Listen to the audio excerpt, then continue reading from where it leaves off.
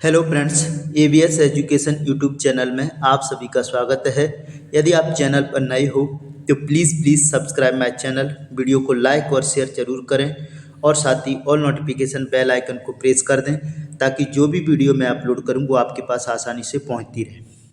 आज इस वीडियो में हम मध्य प्रदेश प्राथमिक शिक्षक वर्ग 3 का जो सामाजिक विज्ञान है उसका ऑब्जेक्टिव पार्ट 2 पढ़ने वाले हैं और टॉपिक का नाम है भारत का भौतिक स्वरूप। इससे पहले हमने पढ़ा था भारत का आकार और स्थिति। अगर आपने उस पार्ट को नहीं देखा है तो चैनल की प्लेलिस्ट सामाजिक विज्ञान में जाकर के आप देख सकती हैं।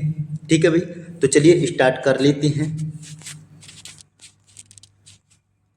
आज का पहला क्वेश्चन है, भारत को कितने भौतिक स्वरूपों में विभाजित किया गया है। पहला क्वेश्चन है, काफ़ी महत्वपूर्ण क्वेश्चन है। तो भारत को जो भौतिक स्वरूपों में विभाजित किया गया है वो कितने भौतिक स्वरूपों में विभाजित किया गया है? 6 भौतिक स्वरूपों में विभाजित किया गया है। अब ये कौन कौन सी हैं तो उनको भी जान लेते हैं। तो पहला भौतिक स्वरूप है उत्तर का पर्वतीय प्रदेश, यानी कि हिमालय पर्वत। उत्तर का पर्वतीय प्रदेश, ठीक है। दूसरा है अपना उत्तर का मैदान, उत्तर का मैदान, ठीक है। तीसरा है अपना प्रायद्वीपीय पठार। कौन सा है? प्रायद्वीपीय पठार, ठीक है भाई। 3 भाग हो गए। चौथा भाग है आपका, चौथा है आपका भारतीय मरुस्थल, भारतीय मरुस्थल। 5वां भाग है तटीय मैदान, तटीय मैदान। और 6वां भाग है द्वीप समूह, ठीक है भाई। तो ये आप अच्छे से याद रखेंगे। भारत को कितने भौतिक स्वरूपों में बांटा गया है? तो 6 भौतिक स्वरूपों में बांटा गया है। नेक्स्ट क्वेश्चन की बात करते हैं। अगला है, काफी महत्वपूर्ण है, हिमालय पर्वत किस प्रकार की पर्वत श्रृंखला है? तो भाई इसको जान लेते हैं। हिमालय पर्वत जो है ना वो बलित नमीन यानी कि मोड़दार पर्वत श्रृंखला है। अच्छे से याद रखेंगे आप। हिमालय पर्वत श्रृंखला किस प्रकार की पर्वत श्रृंखला है? तो बलित या मोड़दार या नमीन पर्वत श्रृंखला है। अब यहाँ पर इससे संबंधित कुछ क्वेश्चंस जानते हैं। जैसे हिमालय की जो उत्पत्ति है उससे पहले उस स्थान पर कौन सा सागर था? तो क्वेश्चन इस प्रकार बनेगा कि हिमालय की उत्पत्ति से पहले वहां पर कौन सा सागर था? तब आप आंसर लगा के आएंगे टेथिस सागर। कौन सा सागर था? टेथिस सागर था, ठीक है भाई। दूसरा क्वेश्चन, हिमालय की उत्पत्ति से संबंधित सिद्धांत कौन सा है? तब आप आंसर देंगे हिमालय की उत्पत्ति से संबंधित सिद्धांत है प्लेट विवर्तनिकी सिद्धांत। कौन सा है? सॉरी, प्लेट विवर्तनिकी सिद्धांत, ठीक है। तो ये 2 क्वेश्चन थे, काफी महत्वपूर्ण थे। पहला क्वेश्चन, हिमालय की उत्पत्ति से पहले वहां पर कौन सा सागर था? तो टेथिस सागर था। हिमालय की उत्पत्ति से संबंधित सिद्धांत कौन सा है? तो प्लेट विवर्तनिकी सिद्धांत है। आगे नेक्स्ट क्वेश्चन की ओर चलते हैं। अगला क्वेश्चन है, विश्व की सबसे ऊंची पर्वत श्रेणी कौन सी है? सबसे ऊंची पर्वत श्रेणी की बात की जा रही है तो आप अच्छे से याद रखेंगे। विश्व की जो सबसे ऊंची पर्वत श्रेणी है वो है आंसर सी, हिमालय पर्वत श्रेणी। लेकिन जब क्वेश्चन पूछे कि विश्व की सबसे लंबी पर्वत श्रेणी कौन सी है तो आंसर लगा के आएंगे आप एंडीज पर्वत श्रेणी। कौन सी है? एंडीज पर्वतमाला विश्व की सबसे लंबी पर्वतमाला है जो कि दक्षिणी अमेरिका महाद्वीप में स्थित है। कहाँ पर स्थित है? दक्षिणी अमेरिका महाद्वीप में स्थित है। और इसे जो एंडीज पर्वतमाला है इसे पश्चिमी कार्डी, क्या कहा जाता है इसको? पश्चिमी कार्डिलेरा के नाम से भी जानते हैं। किस नाम से जानते हैं? पश्चिमी कार्डिलेरा के नाम से भी जानते हैं। अच्छे से याद रखना किसको? एंडीज पर्वतमाला को। यहीं पर आपको मैं बताने वाला हूं कि जो महाद्वीप हैं अपने साथ, उन महाद्वीप की सबसे ऊंची चोटी कौन कौन सी है। तो सबसे पहले हम बात करते हैं किसकी? एशिया की। तो देखिए एशिया की जो सबसे ऊंची चोटी है वो कौन सी है? तो एशिया में सबसे ऊंची चोटी है माउंट एवरेस्ट। कौन सी है? माउंट एवरेस्ट है, ठीक है। कहाँ पर स्थित है ये माउंट एवरेस्ट? नेपाल में स्थित है। इसकी ऊंचाई कितनी है? तो 8,848 8.86 मीटर, अच्छे से याद रखना है, 8,848.86 मीटर ऊंचाई है। दूसरी बात करते हैं, ये तो एशिया महाद्वीप हो गया। एशिया महाद्वीप के बाद हम बात करते हैं दक्षिणी अमेरिका की। दक्षिणी अमेरिका की बात करते हैं तो दक्षिणी अमेरिका की जो सबसे ऊंची चोटी है वो कौन सी है? माउंट एकांकागुआ। कौन सी है? माउंट एकांकागुआ दक्षिणी अमेरिका की सबसे ऊंची चोटी है। नेक्स्ट बात करते हैं हम किसकी? उत्तरी अमेरिका की। किसकी बात करते हैं? उत्तरी अमेरिका की। तो उत्तरी अमेरिका की सबसे ऊंची चोटी कौन सी है? इसकी बात करते हैं। उत्तरी अमेरिका की सबसे ऊंची चोटी है डेनाली। क्या है? Mount Denali. नेक्स्ट बात करते हैं हम इसके बाद आपकी अफ्रीका की। किसकी? अफ्रीका की। तो अफ्रीका की सबसे जो ऊंची चोटी है उसका नाम है माउंट किलीमंजारो। क्या है भाई? Mount Kilimanjaro. देखिए भाई, अगर आपको ये मेरा पढ़ाना अगर धीमा लगता है तो यूट्यूब में सुविधा दे रखी है 2x 1.5x की स्पीड कीजिए और आराम से लगातार देखिए, आपको ज़्यादा से ज़्यादा आनंद आएगा। और यदि आपको मेरी डिटेल्स पसंद आ रही है तो प्लीज़ चैनल को सब्सक्राइब, वीडियो को लाइक और शेयर जरूर करें और साथ ही ऑल नोटिफिकेशन बेल आइकन को प्रेस कर लें। हमने पढ़ ली एशिया की सबसे ऊंची चोटी माउंट एवरेस्ट, दक्षिणी अमेरिका की सबसे ऊंची चोटी एकांकागुआ, उत्तरी अमेरिका की सबसे ऊंची चोटी माउंट डेनाली और अफ्रीका की सबसे ऊंची चोटी है माउंट किलीमंजारो। अब हम बात करते हैं किसकी ऊंची चोटी? यूरोप की। यूरोप की सबसे ऊंची चोटी कौन सी है? तो यूरोप की सबसे ऊंची चोटी है एल्ब्रुस। कौन सी है? माउंट एल्ब्रुस सबसे ऊंची चोटी है। इसके बाद हम बात करते हैं ऑस्ट्रेलिया की। किसकी बात करते हैं? ऑस्ट्रेलिया की बात करते हैं। तो ऑस्ट्रेलिया की जो सबसे ऊंची चोटी है वो कौन सी है? तो माउंट कोसिस्को। कौन सी है? माउंट कोसिस्को। थोड़ा सा नाम अटपटा है, माउंट कोसिस्को चोटी का नाम है। उसके बाद है अंतिम महाद्वीप अंटार्कटिका। अंटार्कटिका की सबसे ऊंची चोटी है विंसन मासिफ। कौन सी है? माउंट विंसन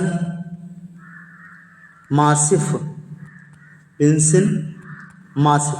ये अंटार्कटिका की सबसे ऊंची चोटी है।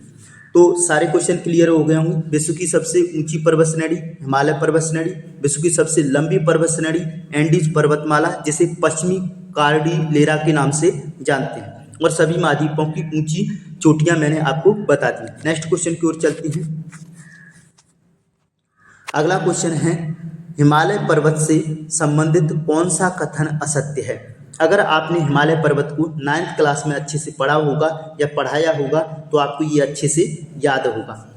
यह पश्चिम से पूर्व की ओर 2400 किलोमीटर की लंबाई में अर्धवृत्त के रूप में विस्तृत है।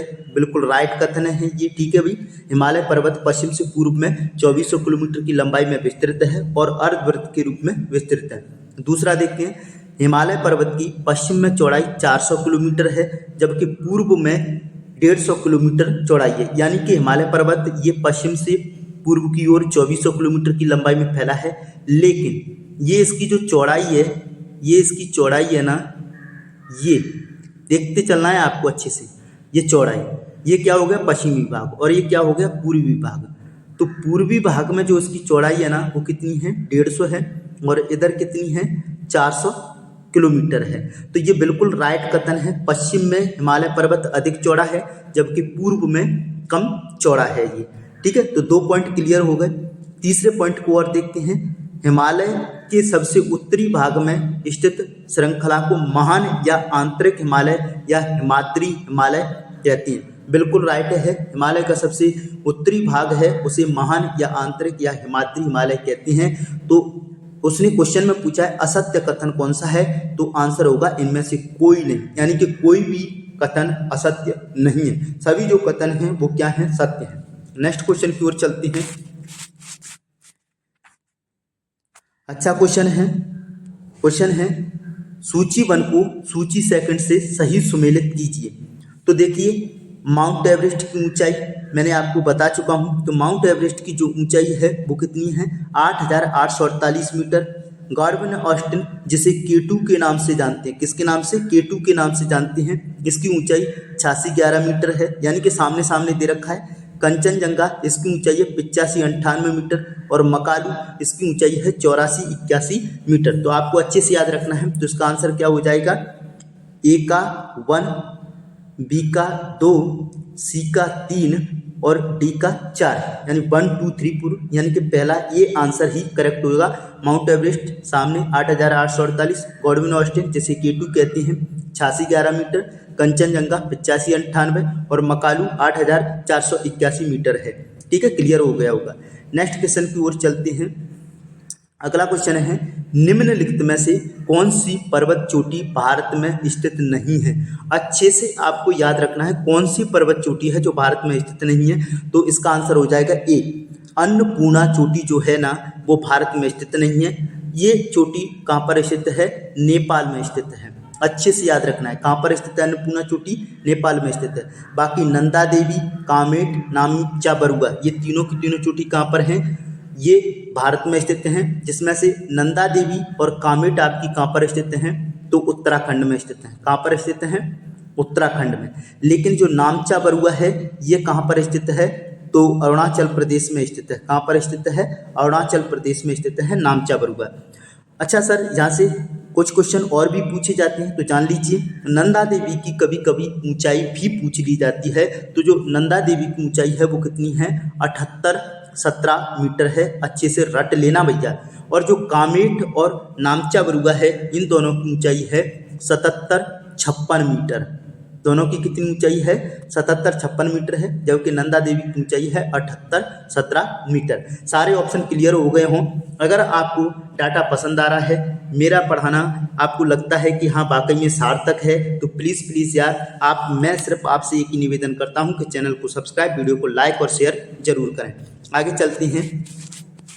नेक्स्ट क्वेश्चन है, निम्नलिखित में से कौन सी पर्वत चोटी नेपाल में स्थित नहीं है। अभी जो ऊपर वाला क्वेश्चन था कौन सी चोटी भारत में स्थित नहीं है, अब ये क्वेश्चन पूछ रहा है नेपाल में स्थित नहीं है। तो गुरला मंदाता ये नेपाल में स्थित है, माउंट एवरेस्ट ये भी नेपाल में स्थित है, धौलागिरी ये भी नेपाल में स्थित है, नंगा पर्वत ये भारत में स्थित है। और भारत के कहाँ पर स्थित है, J&K में स्थित है। कहाँ पर, जम्मू कश्मीर में स्थित है आपका नंगा पर्वत। जबकि ये तीनों चोटियाँ जो है ना ऊपर की वो कहाँ पर स्थित हैं, आपके नेपाल में स्थित हैं। इनमें से मैं आपको एक की ऊंचाई बताना चाहूँगा, किसकी, धौलागिरी की। धौलागिरी की ऊंचाई कितनी है, 81-72 मीटर। कितनी है, 81-72 मीटर है। इसको जरूर आप याद रखना है। नेक्स्ट क्वेश्चन की ओर चलते हैं।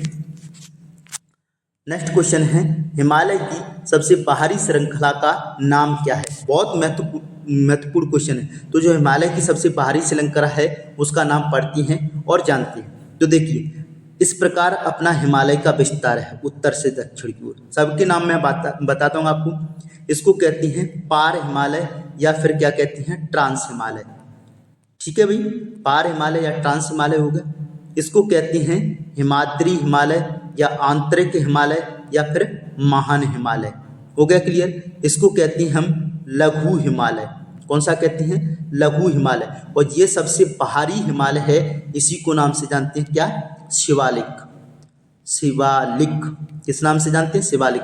तो क्लियर हो गया होगा हिमालय की सबसे बाहरी पर्वत श्रृंखला का नाम क्या है। तो हिमालय की सबसे बाहरी पर्वत श्रृंखला का नाम है शिवालिक। क्लियर हो गया होगा। अब शिवालिक, हिमालय का दक्षिणी पाद या हिमालय का पैर किसे कहा जाता है, तो आप याद रखेंगे हिमालय का पैर कहा जाता है शिवालिक को। अब ये शिवालिक चर्चा में आया है तो इसके बारे में हम जान लेते हैं। देखिए भाई, जो शिवालिक हिमालय है, इस शिवालिक हिमालय पर कुछ अनुदैर्ध्य घाटियां पाई जाती हैं। कौन सी घाटियां, अनुदैर्ध्य घाटियां पाई जाती हैं। इनको आपको अच्छे से रट लेना है। इन अनुदैर्ध्य घाटियों को क्या कहा जाता है शिवालिक में, तो दून के नाम से जानते हैं। इसीलिए आपके एग्जाम्पल होंगे देहरादून, पोटली दून और कबूतर वाला कोटली दून। क्या होगा, पोटली दून, कोटली दून, देहरादून। इस प्रकार की घाटियां कहाँ पर पाई जाती हैं, तो शिवालिक हिमालय पर पाई जाती हैं। यहीं पर मैं एक और क्वेश्चन बताना चाहूँगा। जो मैंने बताया ये सबसे ट्रांस हिमालय हो गया, ये महान हिमालय या हिमाद्री हिमालय हो गया, और ये कौन सा है, लघु हिमालय। इसके बाद है ये शिवालिक। तो ये जो आपका लघु हिमालय है इस पर कुछ घास के मैदान पाए जाते हैं। क्या पाए जाते हैं? घास मैदान पाए जाते हैं। किस पर? लघु हिमालय पर। इन घास के मैदानों को जम्मू कश्मीर में क्या कहा जाता है? मर्ग कहा जाता है। क्या कहा जाता है? मर्ग। जैसे गुलमर्ग और सोनमर्ग। वहीं पर इन्हीं घास के मैदानों को उत्तराखंड में क्या कहा जाता है? तो उत्तराखंड में कहा जाता है बुग्गयाल। क्या कहा जाता है? बुग्गयाल एवं पयार। क्या कहा जाता है? उत्तराखंड में बुग्गयाल एवं पयार के नाम से जाना जाता है। तो ये क्वेश्चन बिल्कुल क्लियर हो जाता है। नेक्स्ट क्वेश्चन की बात करते हैं। अगला क्वेश्चन है भाई, ये कल का क्वेश्चन है, गलती से आ गया है इसमें पीडीएफ में।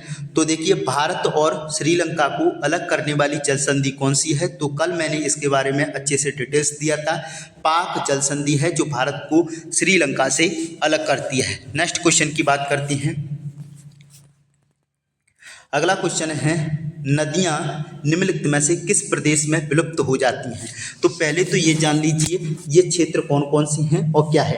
तो देखिए, मैंने क्या पढ़ाया था अभी आपको? शिवालिक पढ़ाया था। हिमालय का सबसे बाहरी भाग था। इस शिवालिक की जो नीचे क्षेत्र होता है उसका नाम क्या है बेटा? भाबर।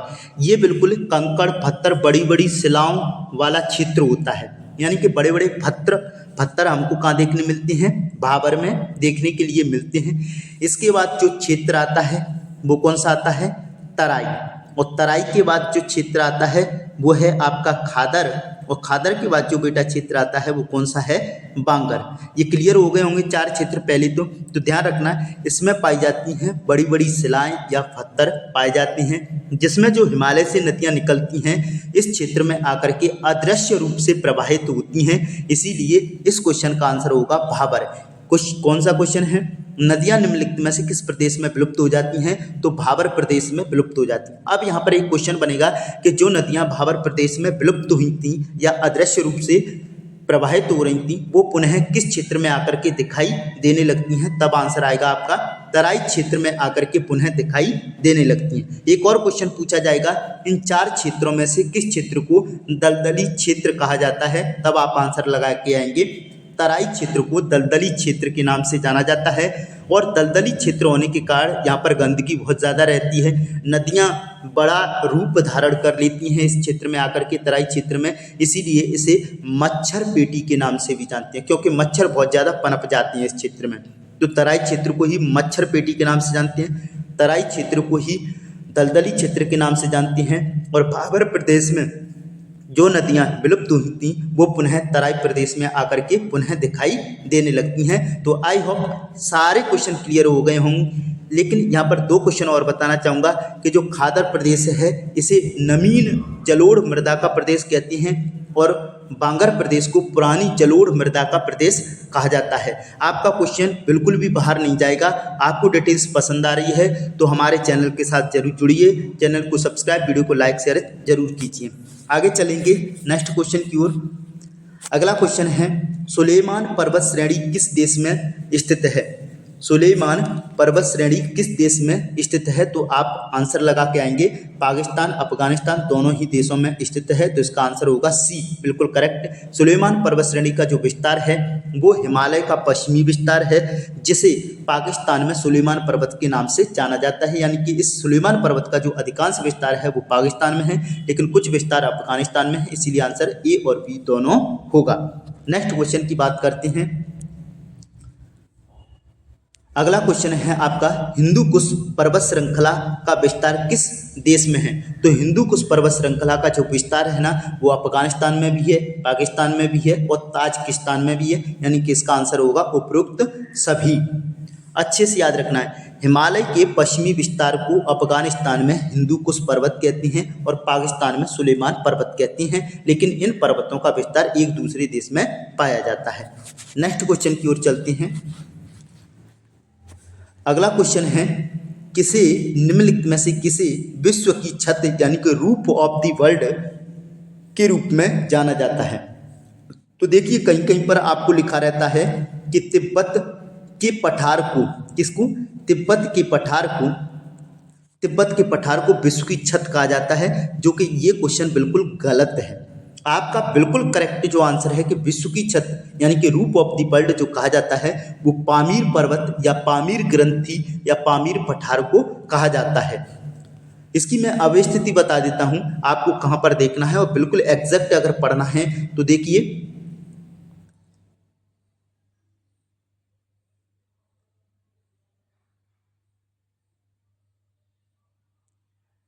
ये अपना भारत है, उत्तरी भारत, और इस उत्तरी भारत के ऊपर में ये आपका क्या है, वो हिंदुकुश पर्वत है इधर, और यहाँ पर एक गांठ पाई जाती है इस प्रकार की, ये गांठ है, और इस प्रकार ये गया चीन की ओर।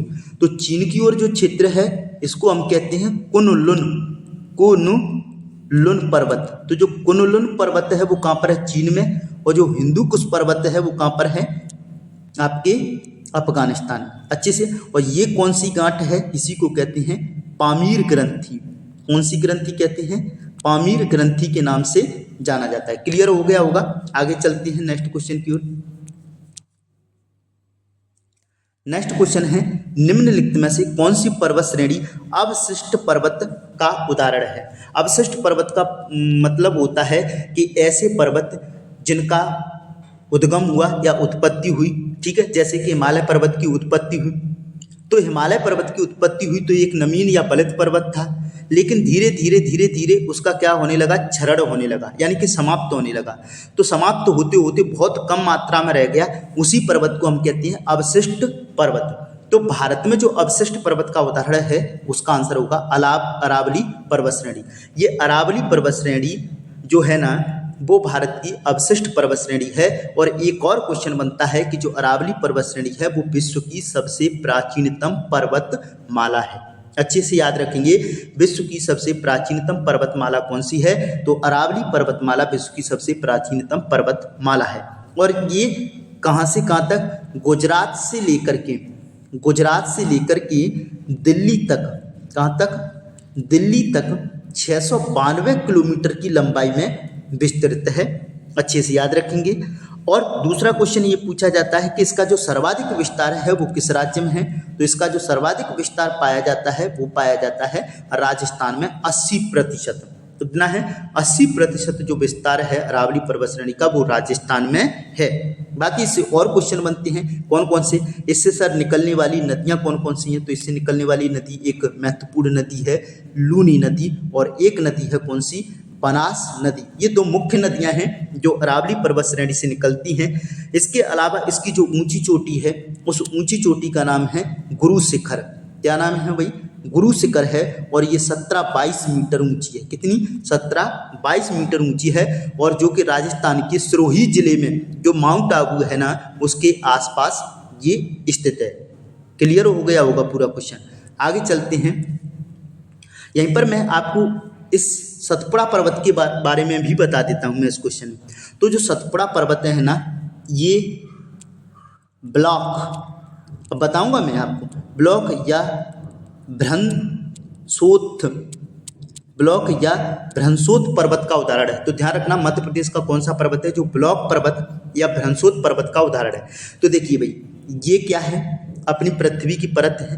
क्या होता है कि इस पृथ्वी की परत, ये संपीड़न के कारण या भूकंप के कारण जो इधर वाली परत थी वो कहाँ आ गई, खिसक के नीचे आ गई, और ये जो बीच वाली परत है वो कहाँ चली गई, ऊपर की ओर उठ गई, और इधर वाली परत भी कहाँ आ गई, ये नीचे की ओर धसक गई। तो ये देखिए, ये जो आकार बना, यानी कि जो ये पर्वत बना है ना, ठीक है, दरारें पड़ने के कारण, तो इसी पर्वत को हम क्या कहते हैं, ब्लॉक पर्वत के नाम से जानते हैं, जो कि मध्य प्रदेश का सतपुड़ा पर्वत है। क्लियर हो गया होगा पहले तो कि किस पर्वत को ब्लॉक पर्वत कहते हैं। अब आगे इससे क्वेश्चन क्या आते हैं कि ये जो सतपुड़ा पर्वत है इसकी 3 भाग हैं। कौन कौन से हैं 3 भाग। इसका जो पश्चिमी विस्तार है और गुजरात में है उसको कहते हैं राजपीपला। क्या कहते हैं भाई, राजपीपला के नाम से जानते हैं। मध्य प्रदेश में जो इसका विस्तार है उसे कहते हैं महादेव पहाड़ियाँ, और पूर्व की ओर जो विस्तार है उसे कहते हैं मेकाल पर्वत। क्या कहते हैं भाई, मेकाल पर्वत के नाम से जानते हैं। इस सतपुड़ा पर्वत की जो सबसे ऊंची चोटी है वो महादेव पहाड़ी पर है, और उसका नाम है क्या, धूपगढ़। क्या नाम है? धूपगढ़। कितनी ऊंची है? 1350 मीटर ऊंची है ये धूपगढ़। ये मध्य प्रदेश की भी सबसे ऊंची चोटी है। तो सारे क्वेश्चन क्लियर हो गए। मध्य प्रदेश में विस्तृत सतपुड़ा पहाड़ी का कौन सा क्षेत्र है? तो महादेव पहाड़ी है। गुजरात में कौन सा है? तो राजपीपला पहाड़ी है। मध्य प्रदेश छत्तीसगढ़ में कौन सा है? और छत्तीसगढ़ में अधिकांश भाग कौन सा है? मैकाल पर्वत श्रेणी है। तो पश्चिमी विस्तार बता दिया मैंने, मध्य विस्तार बता दिया और पूर्वी विस्तार भी बता दिया। कुछ क्वेश्चन और बनते हैं। कौन कौन से क्वेश्चन बनते हैं? जो सतपुड़ा पर्वत का पूर्वी विस्तार है कौन सा? मैकाल। मैकाल, इस मैकाल में ही स्थित है इसकी ऊंची चोटी। एक तो हमने महादेव पहाड़ी की पढ़ी, कौन सी? धूपगढ़, जो सतपुड़ा पर्वत की सबसे ऊंची चोटी है 1350 मीटर। मध्य प्रदेश की भी सबसे ऊंची चोटी है कौन सी? धूपगढ़। और उसी महादेव पहाड़ी पर पचमढ़ी स्थित है और पचमढ़ी में ही धूपगढ़ चोटी है। इस मैकाल पर्वत पर से 3 क्या निकलती हैं? नदियां। क्षेत्र 1 कौन सी? जोहेला, सोन, नर्मदा। इस मैकाल पर्वत पर एक चोटी है जिसका नाम है अमरकंटक। क्या नाम है भाई? अमरकंटक। कितनी ऊंची है? 1067 मीटर ऊंची है। इसी अमरकंटक से ये 3 नदियां निकलती हैं। ये जो मैकाल पर्वत श्रेणी है ये अर्धचंद्राकार रूप में विस्तृत है। किस रूप में विस्तृत है? अर्धचंद्राकार रूप में विस्तृत है। अब क्वेश्चन एक और बनता है कि सतपुड़ा की रानी किसे कहा जाता है? सतपुड़ा की रानी किसे कहा जाता है? तब आप आंसर लगा के आएंगे। सतपुड़ा की रानी कहा जाता है पचमढ़ी को। किसे कहा जाता है? Queen of the Satpura. Answer होगा पचमढ़ी। तो क्वेश्चन क्लियर हो गया होगा। आगे चलते हैं नेक्स्ट क्वेश्चन की ओर। अगला क्वेश्चन है, निम्नलिखित में से कौन सी नदी विंध्य पर्वत श्रेणी और सतपुड़ा पर्वत श्रेणी के मध्य में प्रवाहित होती है? सीधा आंसर आएगा नर्मदा जो नदी है वो विंध्य पर्वत, ये इस प्रकार आपका विंध्य पर्वत है और ये आपकी नदी निकलती है जिसका नाम है नर्मदा। कौन सी नदी है? नर्मदा। ऊपर ये विंध्य पर्वत है। कौन सा पर्वत है? विंध्य पर्वत है। नीचे एक और पर्वत है जिसका नाम है सतपुड़ा भाई। तो ध्यान रखना, इस सतपुड़ा और विंध्याचल पर्वत के मध्य जो नदी प्रवाहित होती है उसका नाम है नर्मदा। लेकिन यहाँ से एक और क्वेश्चन और बता देता हूँ। जो ताप्ती नदी है ना वो प्रवाहित होती है, ये सतपुड़ा हो गया, ये आपकी ताप्ती नदी हो गई और नीचे है अजंता की पहाड़ियाँ। कौन सी? अजंता की पहाड़ियाँ। तो अजंता की पहाड़ियाँ और सतपुड़ा पहाड़ियों के मध्य जो नदी प्रवाहित होती है उसका नाम है ताप्ती। सारे क्वेश्चन क्लियर हो गए होंगे।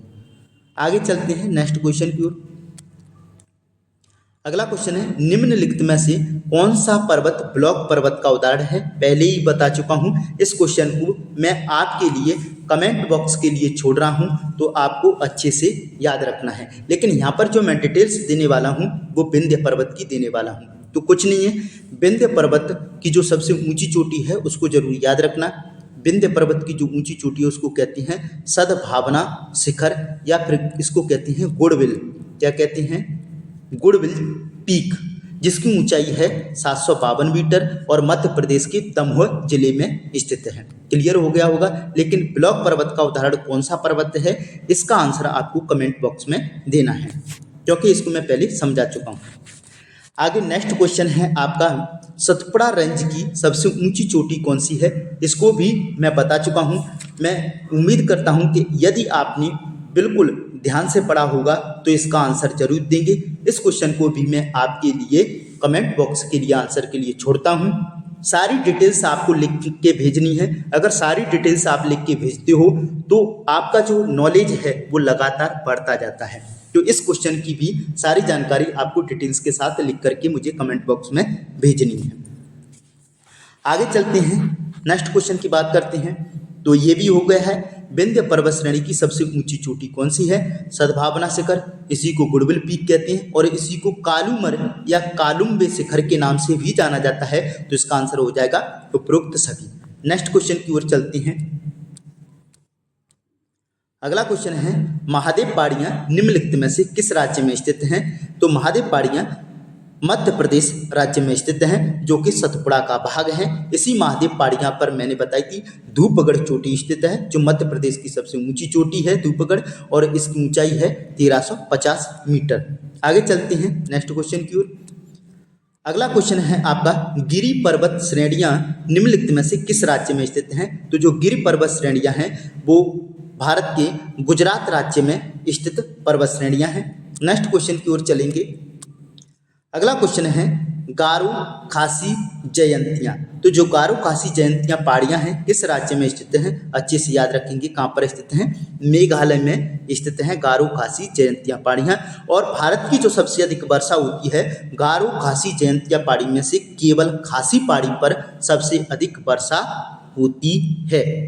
ये जो पहाड़ियाँ हैं वो किस आकार में विस्तृत हैं? तो आप याद रखेंगे कीपाकार आकार में। किस आकार में? कीप के आकार में विस्तृत पहाड़ियां हैं। कौन सी? गारो खासी पहाड़ियां। इसीलिए विश्व की जो सबसे अधिक वर्षा होती है वो गारो खासी पहाड़ियां यानी कि चेरापूंजी माउंटेन में होती है मेघालय के। क्लियर हो गया होगा। अब यहाँ से मैं कुछ और डिटेल्स देने वाला हूँ, आप ध्यान रखें। डिटेल्स ये है कि जो असम है इसमें विस्तृत पहाड़ियां कौन कौन सी हैं? तो असम में एक पहाड़ी का नाम है बरेल। कौन सी पहाड़ी है? बरेल। तो बरेल पहाड़ी कहाँ पर है? असम में। एक पहाड़ी है कौन सी? मिकिर। तो जो मिकिर पहाड़ी है वो भी कहाँ पर है? असम में स्थित है मिकिर। तो बरेल और मिकिर कहाँ पर होगी? असम में। अरुणाचल प्रदेश में कौन कौन सी पहाड़ियाँ हैं? तो अच्छे से याद रखेंगे। अरुणाचल प्रदेश में है अबोर। कौन सी है? अबोर। एक और कौन सी है? डफला। अबोर, डफला। नेक्स्ट कौन सी है? मिसमी। कौन सी है? मिसमी। तो तीन हो गई। एक चौथी याद रखनी है आपको, पटकाई बुम। कौन सी? पटकाई बुम। कौन सी पहाड़ी अभी? पटकाई बुम। अच्छे से याद रखना है। नेक्स्ट आगे मिजोरम में बात करते हैं तो मिजोरम में पाई जाती हैं मिजोरम पहाड़ियाँ। दूसरी यहाँ पर एक पहाड़ी पाई जाती है कौन सी? फावंगपुई। कौन सी? फावंगपुई। और इस फागम्बपुई पहाड़ी को ही क्या कहते हैं? नीला पर्वत कहते हैं। क्या कहते हैं? नीला पर्वत कहते हैं। तो ध्यान रखना, फागम्बपुई पहाड़ी या नीला पर्वत किस राज्य में स्थित है? तो मिजोरम में स्थित है। यहाँ पर एक और क्वेश्चन बताऊंगा, मणिपुर में पहाड़ियाँ, मणिपुर पहाड़ियाँ स्थित हैं और इस मणिपुर पहाड़ी में ही एक दर्रा पाया जाता है। कौन सा? तुजू दर्रा। ठीक है, तुजू दर्रा पाया जाता है। आगे चलते हैं। आगे नेक्स्ट क्वेश्चन है और काफ़ी महत्वपूर्ण है क्योंकि यहाँ से मैं आपको डिटेल्स देने वाला हूँ। अगर भाई आप मेरे साथ जुड़ते हो, अगर आप डिटेल्स का पहाड़ जानना चाहते हैं तो मेरे चैनल के साथ जरूर जुड़ें। और बाकी में यदि आपको करंट जो सामाजिक विज्ञान का डिटेल्स है अगर पसंद आ रहा हो तो यार चैनल को सब्सक्राइब, वीडियो को लाइक शेयर जरूर करें। चलिए बात करते हैं इस क्वेश्चन की। जो दक्षिण भारत की सबसे दक्षिणतम पहाड़ी कौन सी है? तो मैं क्लियर करने वाला हूँ इसको तो पहले मैप से। ये अपना दक्षिण भारत है। तो दक्षिण भारत में जो सबसे पहली पहाड़ी है उसका नाम है क्या? नीलगिरी पहाड़ी। कौन सी है भाई? नीलगिरी पहाड़ी। फिर इसके बाद जो एक और पहाड़ी है उसका नाम पहाड़ी है भाई अन्नामलाई। कौन सी? अन्नामलाई पहाड़ी। और बिल्कुल जो दक्षिण में स्थित है, बिल्कुल दक्षिण में, इसका नाम है भाई कार्डमम या कार्डेमम पहाड़ी, जिसको हिंदी में कहते हैं इलायची की पहाड़ियाँ, क्योंकि इलायची की खेती सबसे अधिक होती है। अब इस क्वेश्चन का आंसर आपके सामने प्रस्तुत तो हो चुका है। दक्षिण भारत की सबसे दक्षिणतम, यानी दक्षिण में सबसे, दक्षिण भारत तो है ही लेकिन इस दक्षिण भारत में सबसे दक्षिण में जो स्थित पहाड़ी है वो कौन सी है? Cardamom hills. यानी कि अगर आपसे पूछ लिया जाए तो आंसर क्या लगा के आएंगे? इलायची की पहाड़ी या कार्डेमम हिल्स। अब जो ये क्वेश्चन है इनसे संबंधित आंसर जान लीजिए। दक्षिण भारत की सबसे ऊंची चोटी कौन सी है? तो इस अन्नामलाई पहाड़ी पर एक चोटी ऊंची है, स्थित है, जिसका नाम है अन्नाईमुड़ी। क्या नाम है भाई? अन्नाईमुड़ी। अन्नाईमुड़ी स्थित है। दक्षिण भारत की सबसे ऊंची चोटी है कौन सी? अन्नाईमुड़ी, जिसकी ऊंचाई है 2695 मीटर। लेकिन दक्षिण भारत की दूसरी सबसे ऊंची चोटी कौन सी है? तो आप याद रखेंगे डोडा बेट्टा। कौन सी है? डोडा बेट्टा। डोडा बेट्टा दक्षिण भारत की सबसे ऊंची चोटी है जो कि नीलगिरी पहाड़ी पर स्थित है। किस पर? नीलगिरी पहाड़ी पर स्थित है। और इसकी ऊंचाई आपके मन में जा रही होगी तो लोग बता दी मैंने, 2637 मीटर ऊंची है। कितनी है? 2637 मीटर ऊंची है। क्लियर हो गया होगा। नीलगिरी के बारे में हमने पढ़ लिया, अन्नामलाई के बारे में हमने पढ़ लिया, कार्डेमम हिल्स के बारे में हमने पढ़ लिया। अब एक क्वेश्चन और बताना चाहूँगा। अभी जो मैंने ये मैप बनाया, ये मैप है, तो इस पश्चिमी घाट को इस पूर्वी घाट से मिलाने वाली जो पहाड़ी है वो कौन सी है? तब आप आंसर लगा के आएंगे बेटा, नीलगिरी की पहाड़ी है जो इस पश्चिमी घाट को पूर्वी घाट से जोड़ती है। अब आपके मन में ये भी क्वेश्चन जा रहा होगा कि ये सर कौन कौन से राज्यों में पड़ती हैं? बिल्कुल मैं बताऊंगा।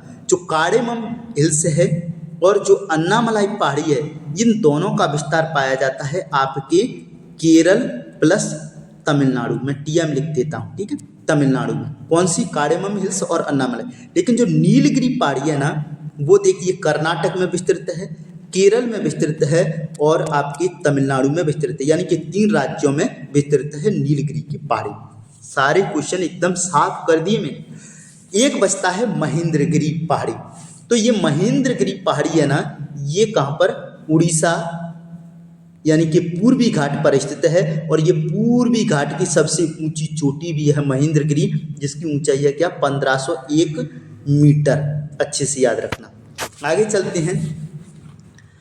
अब आ गया अगला क्वेश्चन जिसकी चर्चा हम करने वाले हैं। अगला क्वेश्चन है दक्षिण भारत की सबसे ऊंची चोटी कौन सी है? तो अभी मैंने जस्ट चर्चा की है, दक्षिण भारत की सबसे ऊंची चोटी है अन्नाईमुड़ी, जो ऊंची है कितनी? 2695 मीटर। और किस पहाड़ी पर स्थित है? अन्नामलाई पहाड़ी पर। किस पहाड़ी पर? अन्नामलाई पहाड़ी पर स्थित है। क्लियर हो गया होगा। दूसरी ऊंची चोटी कौन सी है? डोडा बेटा। कितनी ऊंची है? 2637 मीटर ऊंची है, जो किस पहाड़ी पर स्थित है? तो नीलगिरी पहाड़ी पर स्थित है। किस पर? नीलगिरी पहाड़ी पर स्थित है। धूपगढ़ मैंने बताया मध्य प्रदेश में स्थित है। मध्य प्रदेश की सबसे ऊंची चोटी है, 1350 मीटर ऊंची चोटी है। महादेव पहाड़ी पर स्थित है। सतपुड़ा का भाग है महादेव पहाड़ी। क्लियर हो गए होंगे सारे क्वेश्चन। महेंद्रगिरी अभी मैंने बताई, ये पूर्वी घाट की सबसे ऊंची चोटी है, उड़ीसा में स्थित है। 1501 मीटर इसकी ऊंचाई है। आगे चलते हैं। नेक्स्ट क्वेश्चन है आपका, पूर्वी घाट की सबसे ऊंची चोटी कौन सी है? बार बार मैं बताते आ रहा हूं, महेंद्रगिरी पूर्वी घाट की सबसे ऊंची चोटी है। नेक्स्ट क्वेश्चन है, हिमालय की पर्वत श्रेणियों का उत्तर से दक्षिण की ओर सही क्रम कौन सा है? बहुत महत्वपूर्ण क्वेश्चन है। तो आज के बाद आप कभी नहीं पूछेंगे जो हिमालय पर्वत श्रेणियां हैं उनकी उत्तर से दक्षिण की ओर क्रम कौन सा है। तो आप एक कोड याद रखिएगा, काल जाप। क्या? काल जाप। तो सबसे पहले आएगी काराकोरम, फिर आएगी लद्दाख, फिर आएगी जास्कर, फिर आएगी पीर पंजाल। तो देख लेते हैं किस ऑप्शन में। काराकोरम, लद्दाख, जास्कर, पीर पंजाल। काराकोरम, लद्दाख, जास्कर, पीर पंजाल पहले ही ऑप्शन में है। तो हिमालय की पर्वत श्रेणियों का उत्तर से दक्षिण की ओर जो सही क्रम है वो पहला आंसर होगा काराकोरम, लद्दाख, जास्कर, पीर पंजाल। अब यहाँ से एक क्वेश्चन बनता है कि जो आपकी नदी है कौन सी? आपकी सिंधु नदी। कौन सी है भाई? सिंधु नदी। तो ये जो सिंधु नदी है किन 2 पर्वत श्रेणियों के मध्य से प्रवाहित होती है? तो रटना नहीं है भाई। सिंधु नदी है तो नदी में क्या प्रवाहित होता है? जल प्रवाहित होता है। तो जैसे बनेगी जास्कर पर्वत श्रेणी और लसे बनेगी लद्दाख पर्वत श्रेणी। तो इस जास्कर और लद्दाख के मध्य से ही प्रवाहित होती है कौन सी नदी? सिंधु नदी। आगे चलेंगे नेक्स्ट क्वेश्चन की ओर। भैया आपको कहीं जाना नहीं है, भाई ऊबना नहीं है, क्योंकि 50 क्वेश्चन हैं, आपको अच्छे से पढ़ना है। अगर वाकई में ही आप वर्ग 3 की तैयारी करना चाहती हैं और कोई क्वेश्चन नहीं छोड़ना चाहती हैं तो हमारे चैनल के साथ जरूर जुड़े रहें और वीडियो को अंत तक जरूर देखें, क्योंकि इतने क्वेश्चन करा दूंगा मैं। क्वेश्चन 50 लेके आता हूँ, लेकिन डिटेल्स के साथ उनको 100 से 150 में मैं आपके कन्वर्ट कर देता हूँ। क्वेश्चन है, हरिश्चंद्र और बालाघाट पर्वत श्रेणियां किस राज्य में स्थित हैं? तो हरिश्चंद्र और बालाघाट जो पर्वत श्रेणियां हैं वो भारत के महाराष्ट्र राज्य में स्थित हैं। कहाँ पर स्थित हैं? महाराष्ट्र राज्य में स्थित हैं। आगे चलेंगे, नेक्स्ट क्वेश्चन की चर्चा करते हैं। अगला क्वेश्चन है, मालाबार तट भारत के निम्नलिखित में से किस राज्य में स्थित है? तो आप अच्छे से याद रखेंगे, जो मालाबार तट है वो भारत के केरल राज्य में स्थित है। और मालाबार तट को किसका बगीचा कहते हैं? तो मालाबार तट को कहा जाता है मसालों का बगीचा। किसका बगीचा कहा जाता है? मालाबार तट को मसालों का बगीचा कहा जाता है। क्लियर हो गया होगा। आगे चलते हैं, नेक्स्ट क्वेश्चन है। अगला क्वेश्चन है, कोरोमंडल तट निम्नलिखित में से किन दो राज्यों का घर है या किन दो राज्यों में विस्तृत है? तो आप याद रखेंगे जो कोरोमंडल तट है वो तमिलनाडु और आंध्र प्रदेश राज्यों में विस्तृत है। एक बार मैं आपको मैप से बता देता हूं तो अच्छे से याद रहेगा। ये क्या है? केरल। तो ये केरल में विस्तृत है कौन सा? मालाबार। कौन सा है भाई? मालाबार। और यहाँ पर ये तमिलनाडु है, यहाँ पर ये आंध्र प्रदेश है। तो इन दो राज्यों में जो तट है उसका नाम है कोरोमंडल तट। कौन सा है? कोरोमंडल तट। क्लियर हो गया होगा। आगे चलते हैं अगले क्वेश्चन की ओर।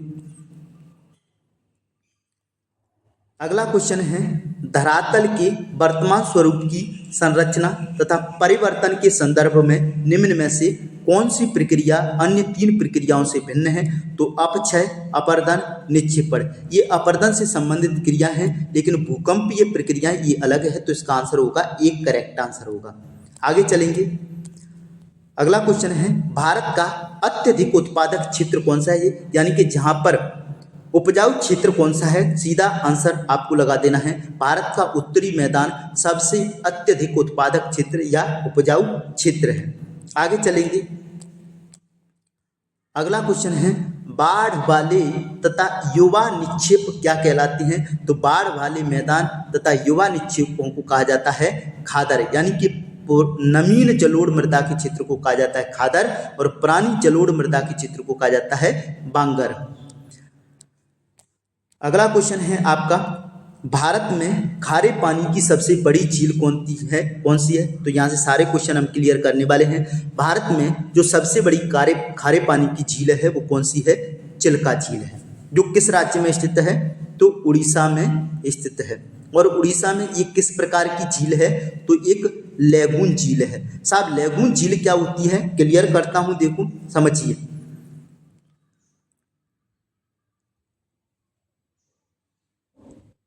ये अपना भारत है, यहाँ क्या है? उड़ीसा स्थित है। अब इधर क्या है? ये बंगाल की खाड़ी है, बे और बंगाल है। ठीक है, बंगाल की खाड़ी है। इधर क्या होता है एक्चुअली में कि जैसे ये पानी इधर से लहरें आए, इधर से इधर की ओर ये लहरें हैं, तो अपने साथ रेत, मिट्टी, गाद यानी कि विभिन्न प्रकार के निक्षेप लेकर के आए। तो जैसे ये लहरें आई और यहाँ पर आकर के ये टकरा गई भारत से। अब ये पानी वापस लौटा तो अपने साथ ये क्या है? कुछ बाकर के लेके आई। तो यहाँ ये रेत के टुकड़े क्या हो गए? कुछ चीज़ें जो अवसाद था वो इकट्ठा हो गया।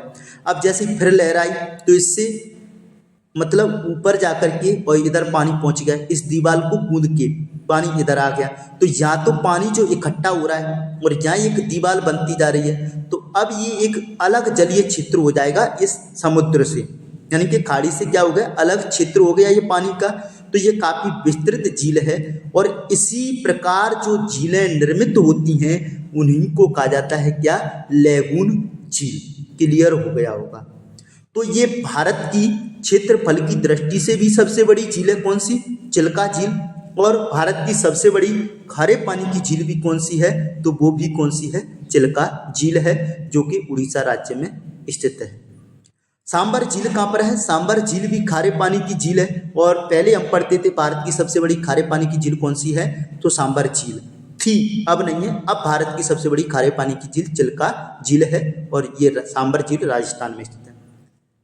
भारत की सबसे बड़ी मीठे पानी की झील कौन सी है? तो मीठे पानी की झील है बुलर झील, जो कि J&K यानी कि जम्मू कश्मीर में स्थित है बुलर झील। अगर क्वेश्चन पूछा जाए कि भारत की सबसे अधिक ऊंचाई पर स्थित झील कौन सी है, तो हम किताबों में पढ़ते हैं कौन सी? चोलामू झील। साहब ये डाटा आप चेंज कर लेना, अब चोलामू झील नहीं है, कौन सी है? गुरु डोंगमार। ये कौन सी झील है? गुरु डोंगमार। और दोनों ही किस राज्य में स्थित हैं? दोनों ही सिक्किम में स्थित हैं। कहाँ पर स्थित हैं? सिक्किम में स्थित हैं। आप अपने स्वविवेक का प्रयोग करना। अगर चोलामू ऑप्शन में हो भारत की सबसे ऊंची झील तो चोलामू आंसर लगाना है। अगर ये ऑप्शन में नहीं है तो फिर आएगा गुरु डोंगमार झील भारत की सबसे अधिक ऊंचाई पर स्थित झील है।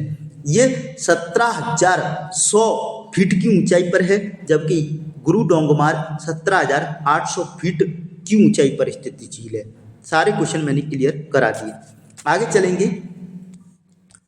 अगला क्वेश्चन है, प्राचीन समय में हिमालय के स्थान पर कौन सा सागर अवस्थित था? इस क्वेश्चन का आंसर मैं शुरू में ही स्टार्ट बता चुका था। इसका आंसर होगा टेथिस सागर, यानी कि हिमालय का गर्भगृह कहा जाता है टेथिस सागर को। गर्भगृह क्यों कहती हैं? क्योंकि इसी के स्थान पर हिमालय की उत्पत्ति हुई है, इसीलिए टेथिस सागर को हिमालय का गर्भगृह भी कहते हैं। आगे चलेंगे, नेक्स्ट क्वेश्चन की बात करते हैं। अगला क्वेश्चन है, निम्न में से कौन सा वक्तव्य प्लेट टेक्टोनिक के विषय में सत्य है? तो प्लेट टेक्टोनिक के विषय में जो सत्य है वो बी करेक्ट आंसर है। पृथ्वी की भूप्रपटी 7 मुख्य तथा अनेक गौड़ यानी कि छोटी छोटी चट्टानों से मिलकर बनी है। आगे नेक्स्ट क्वेश्चन की बात करते हैं।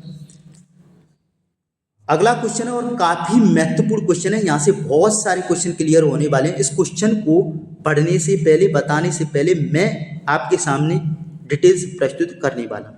तो देखिए, यहाँ पर नदी है सिंधु, ठीक है सर, यहाँ पर नदी है सतलज, और यहाँ पर नदी है काली, और काली के बाद यहाँ पर नदी है तीस्ता, और तीस्ता के बाद जो नदी है वो है दियांग।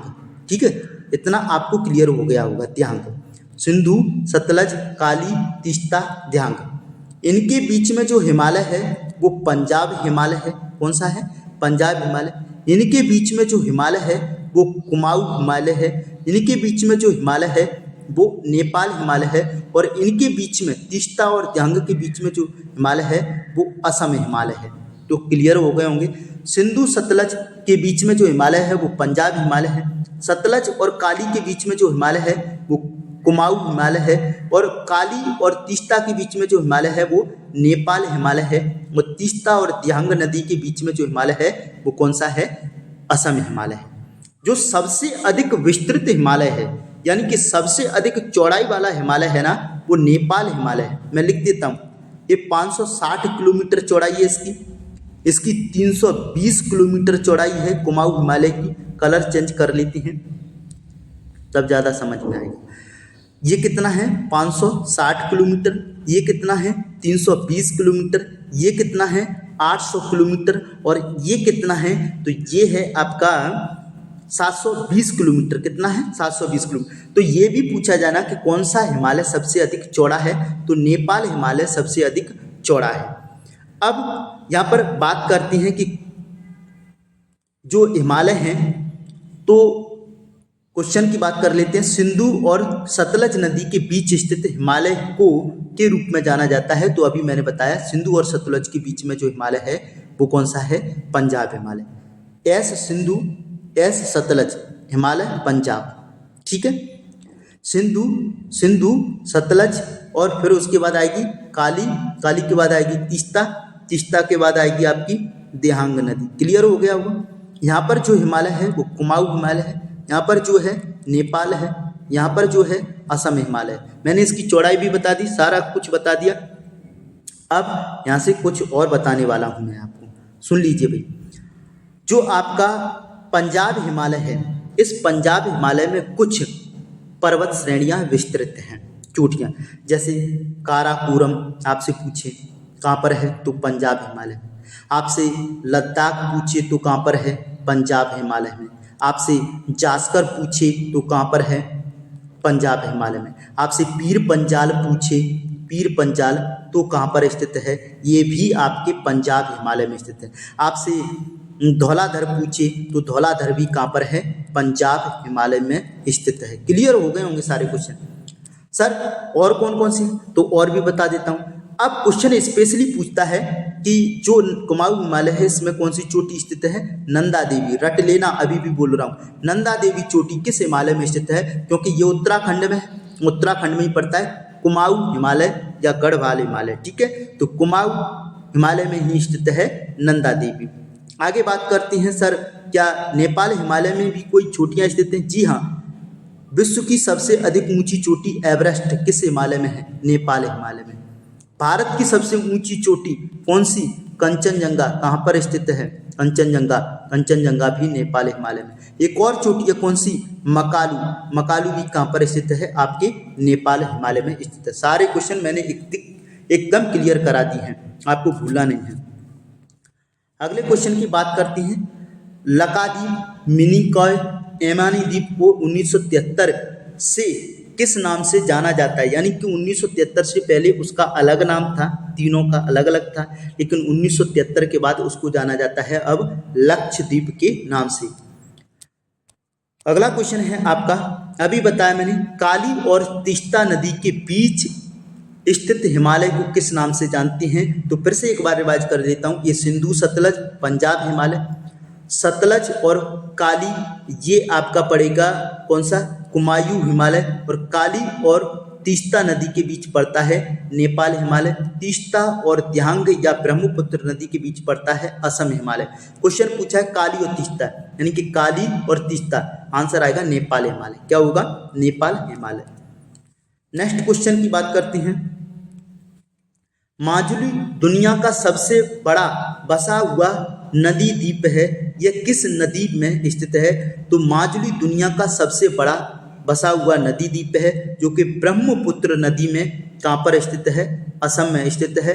और असम में ही ब्रह्मपुत्र नदी में ही दुनिया का सबसे छोटा नदी द्वीप कौन सा स्थित है? उमानंदा। कौन सा? उमानंदा द्वीप दुनिया का सबसे छोटा नदी द्वीप है, जो असम में ब्रह्मपुत्र नदी में स्थित है। आगे बात करते हैं अगले क्वेश्चन की। अगला क्वेश्चन है, निम्न में से कौन भारत का प्राचीनतम भूस्थल है? आंसर देना है। भारत का जो सबसे प्राचीनतम भूस्थल है वो प्रायद्वीपीय पठार है। पर्वत नहीं पूछा है, उसने भूस्थल पूछा है। तो भारत का सबसे प्राचीनतम भूस्थल है वो प्रायद्वीपीय पठार है, जो कि गोंडवाना लैंड का हिस्सा है। किसका? गोंडवाना लैंड का हिस्सा है। अच्छे से याद रखें, किसका? गोंडवाना लैंड का हिस्सा है। आगे बात करते हैं अगले क्वेश्चन की। अगला क्वेश्चन है, भारत का प्रायद्वीपीय पठार निम्न में से किस भूखंड का भाग है? अभी बताया गोंडवाना भूस्थल का भाग है। नेक्स्ट क्वेश्चन की चर्चा करते हैं। अगला क्वेश्चन है, पश्चिमी एशिया की पर्वत श्रृंखला तथा हिमालय पर्वत का निर्माण निम्न में से किस कारणवश हुआ है? तो मैंने बताया था, तैतीस सागर में अवसाद के जमाव के कारण हिमालय पर्वत श्रृंखला का क्या हुआ है? उत्पत्ति हुई है। आगे बात करते हैं। अगला है, भारत का कौन सा स्थान तीन सागरों के मिलन स्थल पर स्थित है? तो देखिए भाई, ये दक्षिण भारत है। इधर कौन सा है? अरब सागर है। इधर कौन सा है? बंगाल की खाड़ी है, बे ऑफ बंगाल है। और इधर कौन सा है? हिंद महासागर है। और ये जो क्षेत्र है ये तीनों सागर के मिलन स्थल पर है, जिसे कहते हैं क्या? कन्याकुमारी। क्या कहते हैं? कन्याकुमारी। और इसको अन्य नाम से भी जाना जाता है, कैप कैमूरिन। किस नाम से? कैप कैमूरिन नाम से भी जानते हैं। किस नाम से? कैप कैमूरिन नाम से भी जानते हैं। ठीक है, तो आंसर होगा तीन सागरों के मिलन स्थल पर स्थित स्थल कन्याकुमारी है। आगे चलेंगे। आगे है, प्रवाल भित्ति से बना एक द्वीप को किस नाम से जाना जाता है? मैं पिछली वाली वीडियो में द्वीप जो हैं भारत के द्वीप समूह उनके बारे में बिल्कुल विस्तार से चर्चा कर चुका हूं। अगर आपने फर्स्ट पार्ट को नहीं देखा है तो प्लीज़ मैं आपसे रिक्वेस्ट करूंगा कि आप उस पार्ट को जरूर देखें। और अभी तक जितना भी मैंने डाटा पढ़ाया है, अगर आपको वाकई में दिल से पसंद आया हो तो प्लीज़ यार वीडियो को लाइक, शेयर, चैनल को सब्सक्राइब जरूर करें। तो जो प्रवाल भित्ति से बना एक द्वीप है उसे लक्षद्वीप के नाम से जानते हैं। आगे बात करते हैं। अगला क्वेश्चन है, दो नदियों के बीच बने भूभाग को क्या कहते हैं? एक नदी आपकी ये है और एक नदी आपकी ये है। तो ये जो बीच का क्षेत्र होगा, ये बीच का क्षेत्र इसको कहते हैं दो आप। दो नदियों के बीच का क्षेत्र दो आप कहलाता है। आगे बात करते हैं। अगला क्वेश्चन है, पूर्वांचल पहाड़ियों के संदर्भ में निम्न में से कौन सा तथ्य अन्य तीनों से भिन्न है? यानी कि पूर्वांचल जो पहाड़ियाँ हैं इनमें से कौन सी पहाड़ी है जो पूर्व में स्थित पहाड़ी नहीं है? तो पूर्वांचल पहाड़ियाँ, तो ये पटकाई गुम अरुणाचल प्रदेश में पूर्व में स्थित है। महादेव पहाड़ी ये एमपी में स्थित है, जो कि आपके मध्य भारत में स्थित हो गई। मिजो और मणिपुर पहाड़ियाँ ये भी पूर्व में स्थित हैं। ये भी पूर्व में स्थित है, और नागा पहाड़ी नागालैंड में स्थित है, ये भी पूर्व में है। तो इनमें से इसका सही आंसर होगा बी, करेक्ट आंसर होगा, क्योंकि पूर्वांचल पहाड़ी में महादेव पहाड़ी शामिल नहीं है। आगे अगले क्वेश्चन की बात करते हैं।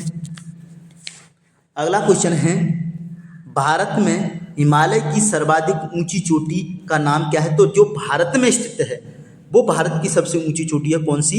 कंचनजंगा। इस प्रकार का क्वेश्चन आए तो आंसर लगाना है कंचनजंगा, लेकिन सीधा क्वेश्चन पूछा जाए भारत की सबसे ऊंची चोटी कौन सी है, तो फिर K2 यानी गॉडविन ऑस्टिन है, जिसकी ऊंचाई है कितनी? 86-11 मीटर है, और ये POK यानी पाक ऑक्युपाइड कश्मीर में स्थित है। आगे बात करते हैं अगले क्वेश्चन की। अगला क्वेश्चन है, थार मरुस्थल भारत के कितने राज्यों में विस्तृत है? थार मरुस्थल भारत के गुजरात राज्य में स्थित है। थार मरुस्थल भारत के राजस्थान में स्थित है। राजस्थान के अलावा ये पंजाब में भी विस्तृत है। पंजाब के अलावा ये हरियाणा में भी विस्तृत है, और हरियाणा के अलावा एक देश है, कौन सा? पाकिस्तान, इसमें भी स्थित है। तो ये 4 राज्य हैं, आंसर हो जाएगा 4 राज्यों में विस्तृत है। लेकिन इसका थार मरुस्थल का भारत में जो सर्वाधिक विस्तार है वो राजस्थान राज्य में सर्वाधिक विस्तार हमको देखने के लिए मिलता है। आगे कुछ क्वेश्चन और हैं। इस थार मरुस्थल से, मरुस्थल किसे कहते हैं? क्वेश्चन अगर ये बन जाए कि सर मरुस्थल किसे कहते हैं, तो ऐसा क्षेत्र जहां पर 25 सेंटीमीटर से भी कम वर्षा होती हो, उस क्षेत्र को क्या कहा जाता है? मरुस्थल कहा जाता है। क्लियर हो गया होगा। ये जो थार मरुस्थल है किस प्रकार का मरुस्थल है? ठंडा या गर्म? तो आप आंसर लगाएंगे गर्म, यानी कि शुष्क मरुस्थल है। कैसा मरुस्थल है थार मरुस्थल? ये शुष्क मरुस्थल है। इसमें सर वनस्पति कौन कौन सी पाई जाती हैं? तो आप इसकी मुख्य वनस्पति नागफनी यानी कि कैक्टस, कौन सी? कैक्टस, कैक्टस, खजूर, खेजड़ी, बबूल, इनको आपको याद रखना है। आगे चलते हैं। अगला क्वेश्चन है, थार का घड़ा किसे कहा जाता है? तो थार का घड़ा कहा जाता है चांदन नलकूप को। क्यों कहा जाता है? आंसर जान लेते हैं। तो जो थार का घड़ा है ना, चांदन नलकूप, तो चांदन ये गांव है, और चांदन गांव जो है ना वो थार के मरुस्थल में स्थित है। एकमात्र ऐसा कुआं है यहाँ पर जो बिल्कुल सूखता नहीं है गर्मी के दिनों में, यानी कि इसमें पानी हमेशा बना रहता है, इसीलिए इसे थार का घड़ा कहा जाता है, चांदन नलकूप को। नेक्स्ट क्वेश्चन की बात करते हैं। नेक्स्ट क्वेश्चन है, काठियावाड़ का तटीय मैदान किस राज्य में स्थित है? तो काठियावाड़ का तटीय मैदान स्थित है गुजरात राज्य में, और उड़ीसा में जो तटीय मैदान स्थित है उसे कहते हैं उत्कल। क्या कहते हैं? उत्कल, या फिर उत्तरी सरकार का तट। कहाँ पर स्थित है ये? उड़ीसा में स्थित है। उत्कल या उत्तरी सरकार का तट कहाँ पर है? उड़ीसा में स्थित है। क्लियर हो गया होगा। महाराष्ट्र में जो तट पड़ता है वो कोंकण का तट पड़ता है। कौन सा? कोंकण का तट पड़ता है। क्लियर हो गए होंगे। आगे बात करते हैं नेक्स्ट क्वेश्चन की। निम्नलिखित में से किसे भारत का खड़ा कगार कहा जाता है? तो आप अच्छे से याद रखेंगे, खड़ा कगार जो भारत, ये देखिए एकदम फैला सा है, यानी कि तिरछा सा ज्यादा है ये वाला क्षेत्र, ले एकदम ये सीधी दीवार की तरह है। तो जो पश्चिमी घाट है ना भारत का, इसी को खड़ा कगार कहा जाता है। ध्यान रखना अच्छे से, काफी महत्वपूर्ण क्वेश्चन है। तो ये आज की वीडियो के हमारे 50 क्वेश्चन कंप्लीट होते हैं। अगर आप वाकई में अपने सामाजिक विज्ञान को बेहतर बनाना चाहती हैं, वर्ग 3 परीक्षा में क्वालिफाई होना चाहती हैं, 20 नंबर अपने अच्छे करना चाहती हैं, तो हमारे channel AVS education YouTube channel को सब्सक्राइब कीजिए, वीडियो को लाइक और शेयर कीजिए, और साथ ही ऑल नोटिफिकेशन बेल आइकन को प्रेस कीजिए, ताकि मैं जो भी वीडियो अपलोड करूं वो आपके पास आसानी से पहुंच सके। वीडियो देखने के लिए धन्यवाद। जय हिंद, जय भारत। आपका दिन शुभ।